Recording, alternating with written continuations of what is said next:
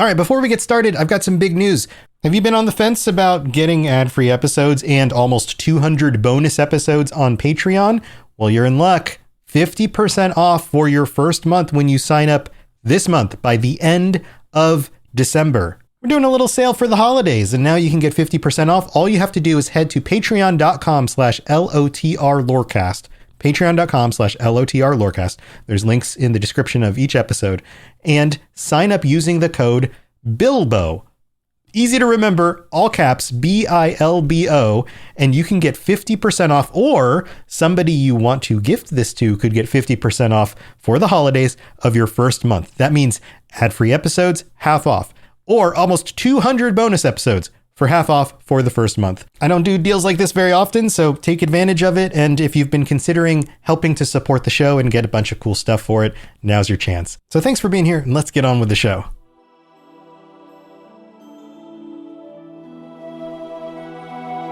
Welcome to the Lord of the Rings Lorecast, the show that explores the background of Tolkien's amazing world from the very beginning.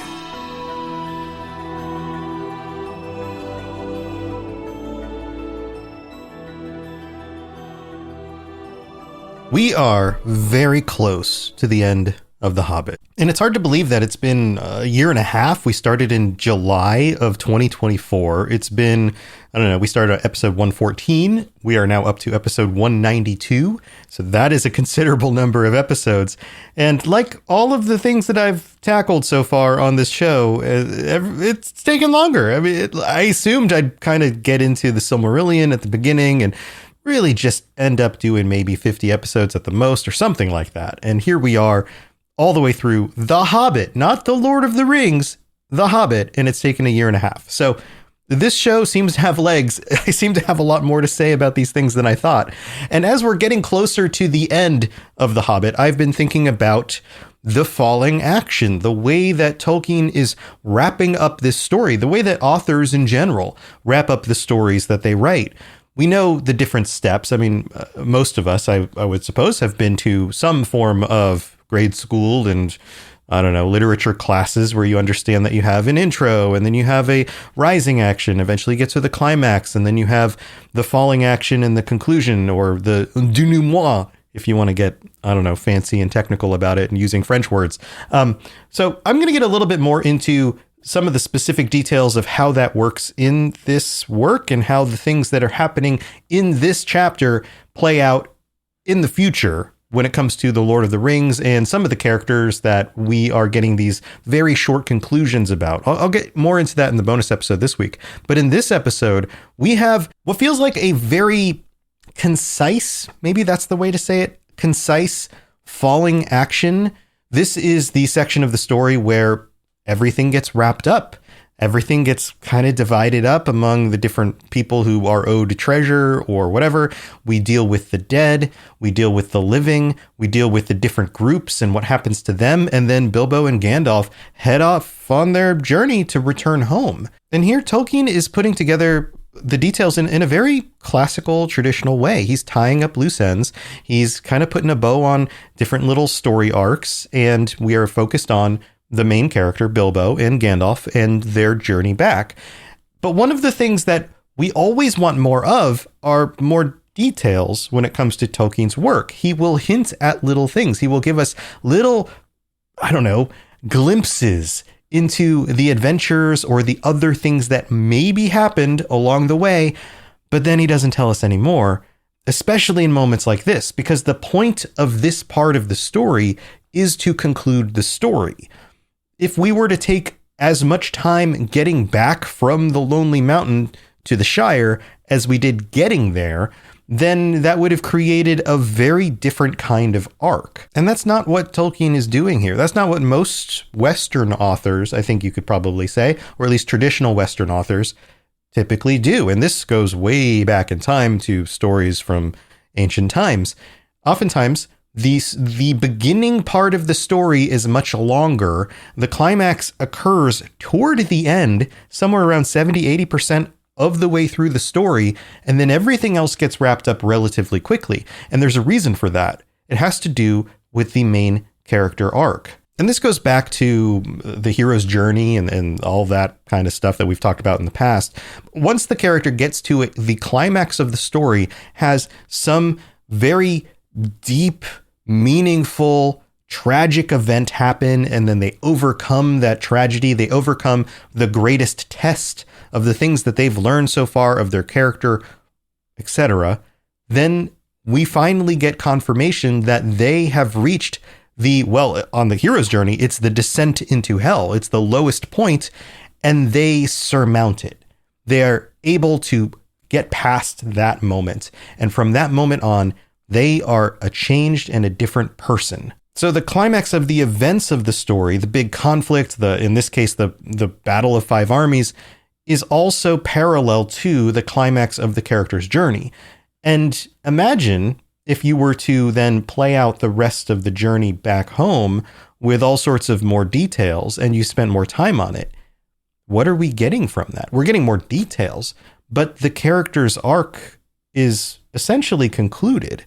There's no longer that thread that's pulling us through. This is one of the reasons why TV shows struggle with this so much. Imagine you plot out the first few seasons of a TV show with the journey that the characters are going to go on, the mystery that they're going to solve. The X-Files is a great example of this.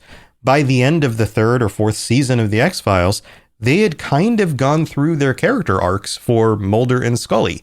And I know this is an old reference, but I think this is a really good example because then they continued to keep making more seasons afterwards, and they had to continue extending the story and coming up with more reasons for us to keep watching.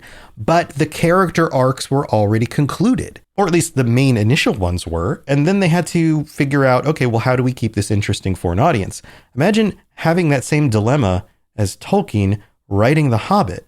After the Battle of Five Armies, we're told that Gandalf and Bilbo go on this return journey back to the Shire, and although nothing as dangerous as the journey there happens, they still had some other adventures, but we're not filled in on the details. And as much as the lore-loving side of my personality absolutely laments this, that we don't know what else happened on the journey home beyond just the bits that I'm about to go over, I'm also kind of glad that he didn't do that, because it would have extended the journey and the story in ways that were artificial, that were not as satisfying as the existing character arc and the climax and what is actually in the story. So as we go through this section of the story, keep that in mind. The details are slim, but it's for a good reason. So let's get into the second part of chapter 18, the return journey, and the actual return journey part of that chapter. Here we go.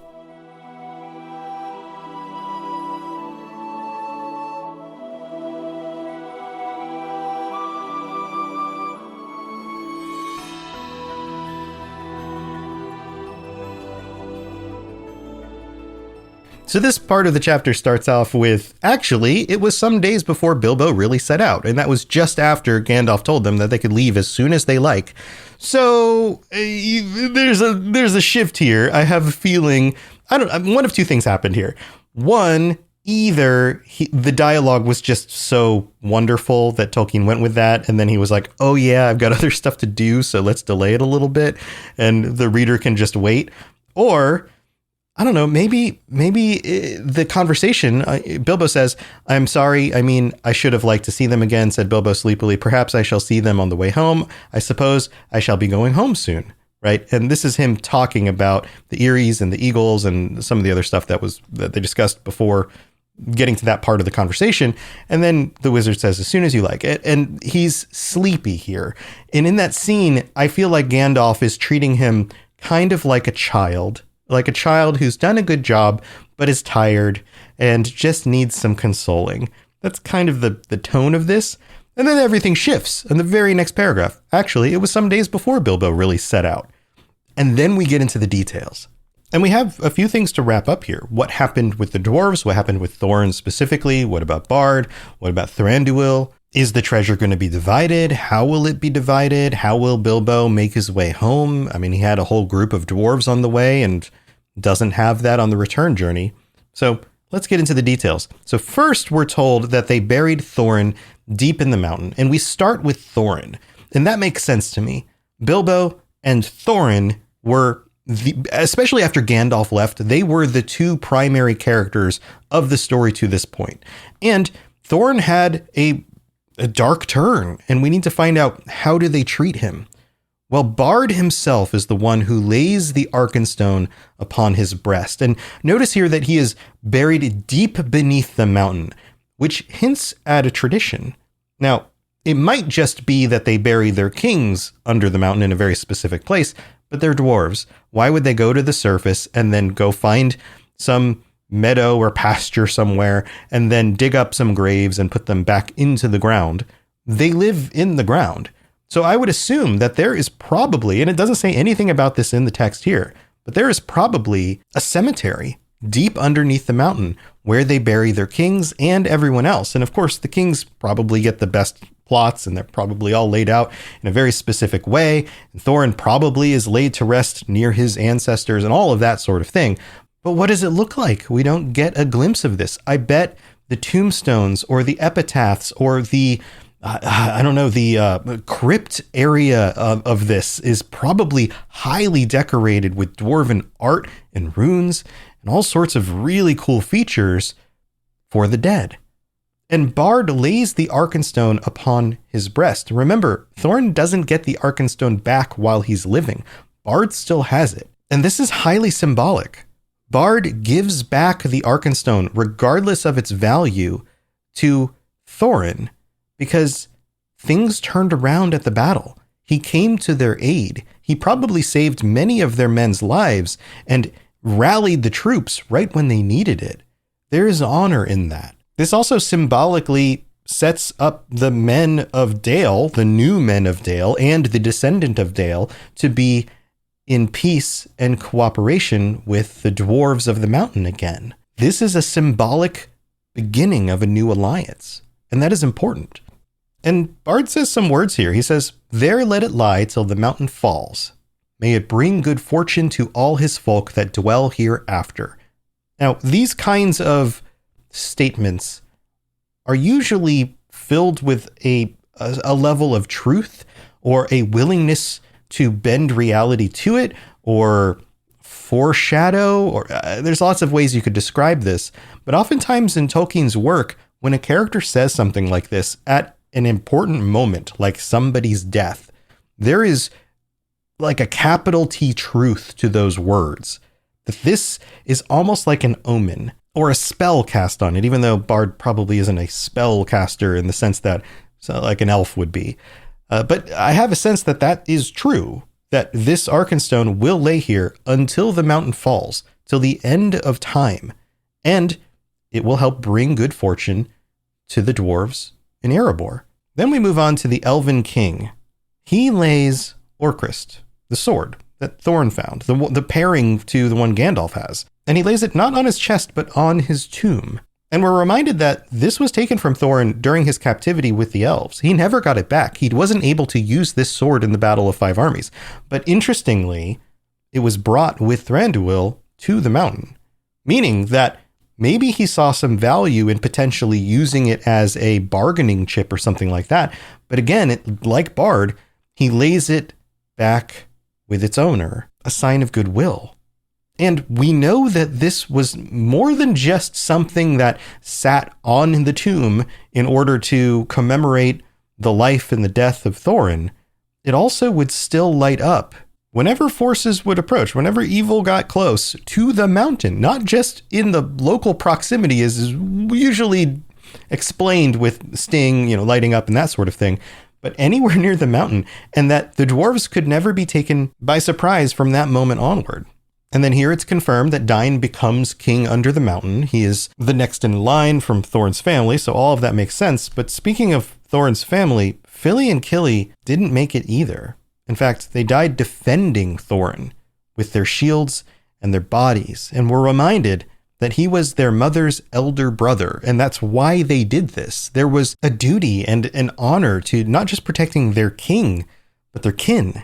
And so that leaves Dain and the rest of the dwarves who stay with him. They are now united under this new kingdom. But that leaves a question about the treasure. Tolkien writes that there was, of course, no longer any question of dividing the hoard in such shares as had been planned. And then he lists out all of the dwarves that still survived and Bilbo. Yet a 14th share of all the silver and gold, wrought and unwrought, was given up to Bard. For Dain said, "We will honor the agreement of the dead, and he has now the Arkenstone in his keeping." So basically, you returned the Arkenstone that was accounted for as a share of the treasure. And because you made this agreement, and remember, Thorin made the agreement even though he planned to go back on it initially, Dain decides to honor that. And it makes sense. Bard basically does the honorable thing and returns the Arkenstone to Thorin's body. The proper and honorable thing for Dain to do at this point would then be to honor the previous agreement and make amends with Bard's people. And so that's what happens. And so how much is a 14th share? Well, we're told that it was greater than that of many mortal kings. And then what does Bard do with it? Well, he sends much of the gold back to the master of Laketown because he's still technically working for him, even though they don't always see eye to eye. And then he used the rest to reward his followers and his friends. He basically gives out a lot to the people who followed him into this conflict. And we know that part of this is reestablishing the city of Dale, and he becomes the new ruler of Dale and all of that. But then he also does something else. He gives Thranduil the Emeralds of Girion. These are the jewels that he loved the most, and is probably the underpinning reason why in the movies they make Thranduil like crazy about gold and that sort of thing. It really comes down to these emeralds. And again, this establishes good relations between these different groups. And then he says something to Bilbo. "This treasure is as much yours as it is mine, though old agreements cannot stand, since so many have a claim to its winning and defense. Yet even though you were willing to lay aside all your claim, I should wish that the words of Thorin, of which he repented, should not prove true, that we should give you little. I would reward you most richly of all." And Bilbo responds, "Very kind of you, but really it is a relief to me. How on earth should I have got all that treasure home without war and murder all along the way? I don't know. And I don't know what I should have done with it when I got home. I'm sure it is better in your hands." And this solves a writing problem, the puzzle of how would Bilbo even get that much treasure back from one place to another. But it also connects to the character and the life that he lives in the Shire. Bilbo is not needy. He's a landowner. He's got plenty already. And coming back to the Shire with more treasure than they've ever seen before, than like the entire value of the Shire, would be actually detrimental to the economy. It would be super strange. And he's got a good point. The journey back is not easy. How would he even carry that much? And he would probably just get robbed along the way. So instead, they fill up 2 small chests, one with silver and one with gold, which is way more than he will ever need anyway. And they put it on a pony and they carry it back. And that's a lot easier to travel with. It's a lot easier to conceal. And I mean, everybody journeying with ponies along the road is going to have packs of supplies and things like that anyway. And so it's not a big, I don't know, beacon of, hey, come rob me to every passerby that they meet on the road. And from this part, we follow Bilbo as he leaves. He says farewell to all of the dwarves. First, he mentions Balin, and then all of the others. And then at the end, he mentions Thorin. He actually says, "Farewell, Thorin Oakenshield, and Fili and Kili. May your memory never fade." And he, of course, wishes that the rest of the dwarves' beards never grow thin. And then he bows low before the gate. And the last words from the party of dwarves come from Balin, who says, "If ever you visit us again, when our halls are made fair once more, then the feast shall indeed be splendid." And Bilbo responds, "If ever you are passing my way, don't wait to knock. Tea is at 4, but any of you are welcome at any time." Which is cute, right? He mentions that like tea time is at 4. Traditionally, that's when he would have tea when he was at home, not on this journey. So he's remembering that. And then he says, "But any of you are welcome at any time." And it's a little detail, but I feel like this perfectly parallels the 2 sides of his personality. The Baggins side says, tea is at 4. It's friendly, but structured, right? And then the Took side says, oh, but you're welcome anytime. You can bring chaos into my life a little bit. It's okay. So we transition to the journey, and they're traveling with the elves back to Mirkwood, and we're told that they're on the march, and that even though they're sad that the North would be merrier for many a long day, the dragon was dead, The goblins are overthrown, and their hearts look forward after winter to a spring of joy. Now, they aren't all the way through winter yet. The battle didn't take that long. But this, again, plays in with nature and the seasons and the way that those things coincide with the mood of the scene or what's going on with the people. And they're looking into a winter, but they're seeing that the next year will be joyful. Spring will come, not just physically in the world, flowers blooming and crops and all of that, but also emotionally.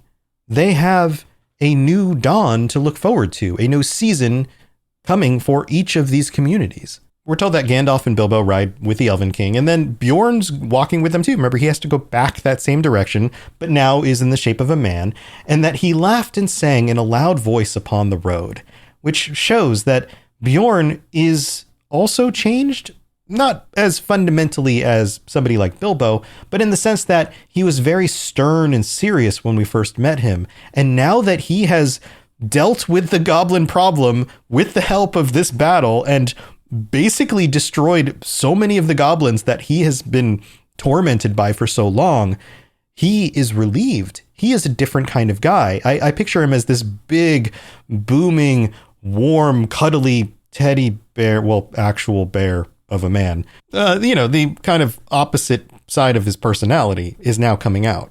They get to the edge of Mirkwood, and that's where they decide to part ways, and we're told that the wizard and Bilbo would not enter the wood.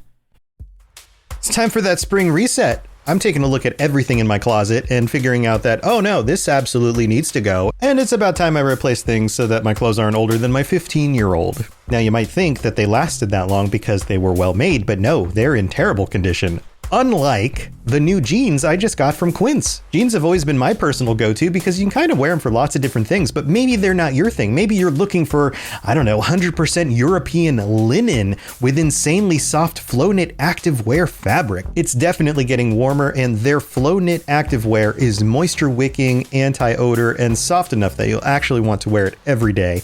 So pick out what you want. You can't go wrong because they have prices 50 to 60% less than similar brands. And like I said before, they are high quality. I continue to wear their clothes all the time, and I know that these new jeans are going to last me a lot better than the other things in my wardrobe. And on top of it, they look great. They're so comfortable, and I spent just as much on the jeans that I am now cleaning out of my wardrobe. So if you're looking for something better, just all around better, go check out Quince. So go do it right now. Refresh your wardrobe with Quince. Go to quince.com/ringslore for free shipping and 365-day returns. Now available in Canada too. Go to quince.com/ringslore for free shipping and 365-day returns. Quince.com/ringslore. Gandalf knows that Mirkwood is not safe. Maybe the part of the forest where the elves live is still under protection and they're okay, but journeying through the forest is not a good idea. But now that the orcs in the north have been mostly taken care of, the journey around the northern side of the forest, which would have been dangerous before, is a lot safer. Plus, they've got Bjorn with them, and so that's beneficial, especially in this part of the world, because it's still not perfectly safe, but it's a lot better than it was. Then we get this conversation between Gandalf and Thranduil. "Farewell, O Elven King. Merry be the greenwood while the world is yet young, and merry be all your folk."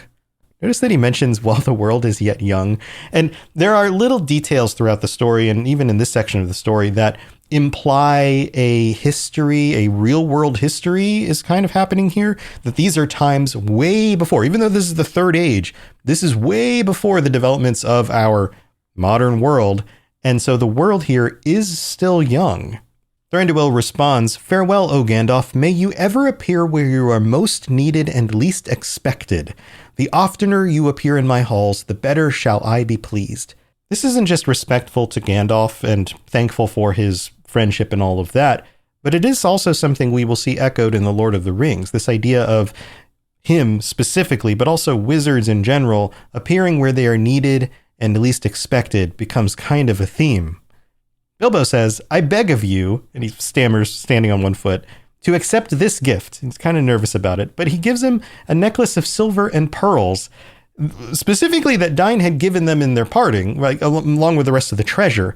And the king says, "In what way have I earned such a gift, O Hobbit?"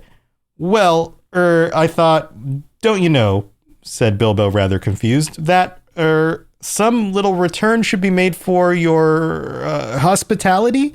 I mean, even a burglar has his feelings.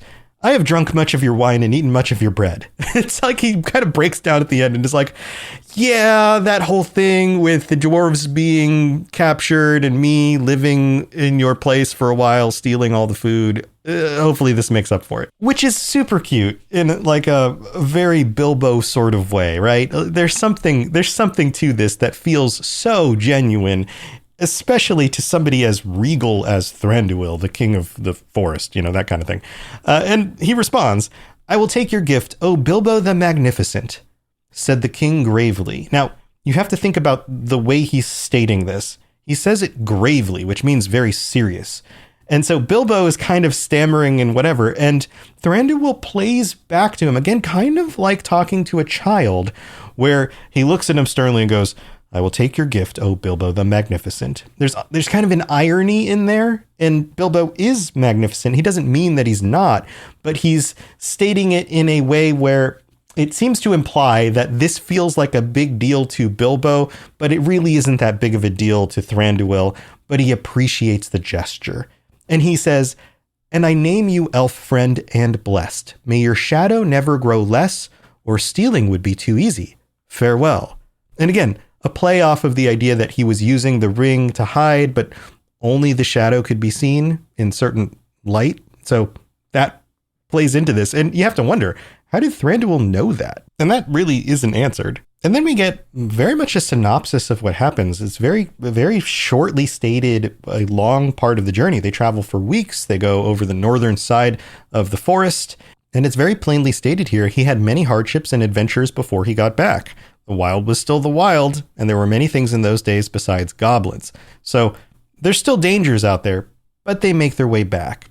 They go to Bjorn's house, where they stayed for a little while, and they celebrate Yuletide. Now notice, he doesn't say Christmas, because Christmas doesn't exist in this world. Christianity isn't a thing in The Lord of the Rings or The Hobbit, but he says Yuletide because this is a time of year. And even the celebration of Christmas came from a much older pagan tradition of celebrating the winter solstice and the Yuletide, the depths of winter, that sort of thing. And this establishes Bjorn's story from this point forward. He becomes a chief of men. Many men come to join him at this feast. And we're told that for many generations, his line, his descendants could take bear shape, and that some were grim and bad, but others had a heart like Bjorn. And this is just one of those commonalities, right? Not everyone's going to be good just because they come from a good person, but genetically they're similar. They're a little bit less in size and strength. They've, again, that theme of things kind of descend in quality over time. And as we've discussed before, quality usually means among individuals, height and strength and those kinds of things. Although there are often counterpoints to that, like with hobbits. And then we get this interesting line. In their day, the last goblins were hunted from the Misty Mountains, and a new peace came over the edge of the wild. Now we know that there are still goblins come the events of The Lord of the Rings, and The Lord of the Rings is a good period of time after the events of The Hobbit, but it's not that long. But we're talking descendants here. We're talking a very long time scale, and the events after The Lord of the Rings. And this gives us a glimpse into the world after that. Eventually, the goblins are hunted. They are no more, which already implies the end of Sauron and his evil machinations in Middle-earth. But, of course, The Lord of the Rings wasn't written yet. So Bilbo and Gandalf basically stay the winter with Bjorn, and then once the weather starts getting milder and the sun brighter, they leave. And we're told that he longed for home. Bilbo left with regret. For the flowers of the gardens of Bjorn were in the springtime no less marvelous than in high summer. He loves the beauty of nature and, of course, Bjorn's place with the landscape and, of course, all the funny animals and all of that. And again, these are qualities of good people. Good people love and respect nature in Tolkien's work. And this chapter wraps up with a moment of reflection. Looking backwards, they saw a white sun shining over the outstretched lands. And this is as they are cresting the mountains, getting back to almost the exact place where they were taken by the goblins. There behind lay Mirkwood, blue in the distance, and darkly green at the nearer edge even in the spring. There far away was the lonely mountain on the edge of eyesight. On its highest peak, snow yet unmelted was gleaming pale. Now remember, their journey went through these stages of descending into the wild. And this point at the top of the mountains, looking to the east, is kind of the precipice of the wilds. Everything from here backwards is almost like a dream. It's like looking back in time and looking back on his adventures, but also things that will never happen again to Bilbo. From this point westward is returning home.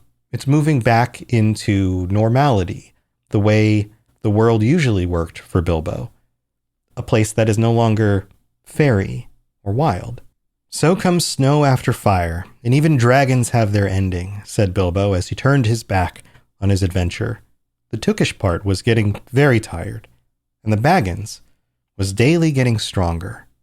I wish now only to be in my own armchair, he said.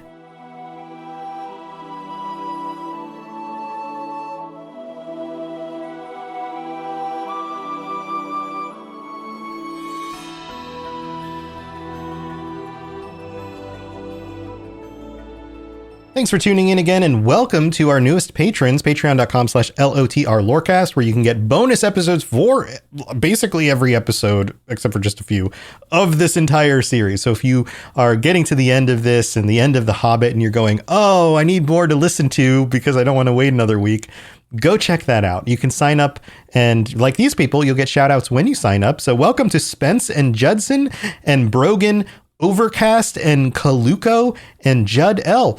Thanks for joining me. I hope you're enjoying your ad-free episodes or your bonus episodes, depending on the tier you signed up for.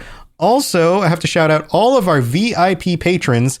So let's see if I can get through them all. Fulcrum, David S., Daniel Nightweaver, Capenna, Richard J., TJT, AK Music Lover, Barney D., Azzle Razzle, Lori B., Mason Weathertop, Jezer, Gimli a Break, Divine Madman, Rosie Rose, Ginger Fury, Huon is my hero, Aldarian was right, Averiel, Matt, Party Snacks, Single End looking for and Wives, Mattel, I'm still messing that up, Norwegianius, Balragius, Huntress, and Bruce W. Thank you so much for your continued support. Also, if you'd like to help out in other ways, please think about sharing the show with your friends. If you're going back and you're watching the Lord of the Rings movies during the holidays and you have friends or family who are like, I've got questions about this, send them my way. I answer a lot of the questions, as you probably have realized. Plus, we're getting to the Lord of the Rings real soon. We are wrapping up The Hobbit in just the next few weeks, and the beginning of 2026 means entering into the Fellowship of the Ring, and we're going to see where that goes. And I have a feeling it's going to be a lot of fun. There are going to be a lot of things that I learn along the way that I share with all of you, and this will be the beginning of another maybe year and a half journey through another book. So I guess buckle up. But thanks for being here. Also, you can leave a 5-star review on Apple Podcasts. I don't have any new ones to read out this week, but if you leave one and I can see it, then I'll read it out. Also, enjoy your Yuletide celebration with your friends and family. And until next time, stay safe out there. And if you can journey with a giant man bear on the way home, then maybe go with that, because that'll keep you a lot safer. Plus, you'll get to party at his place with all his friends and beautiful flowers and food and talking animals and all of that. All right, I'll see you next time. Thanks for listening to the Lord of the Rings Lorecast. If you'd like to learn more about other fantasy worlds, check out my other podcasts, The Elder Scrolls Lorecast, The Witcher Lorecast, and more at robotsradio.net. If you'd like to reach out, I'd love to hear from you. Send me a note on Twitter at robots_radio, or join our amazing community on the Robots Radio Discord. There are links in the show notes, or just search Robots Radio Discord, or find the link on robotsradio.net. I'll see you next time.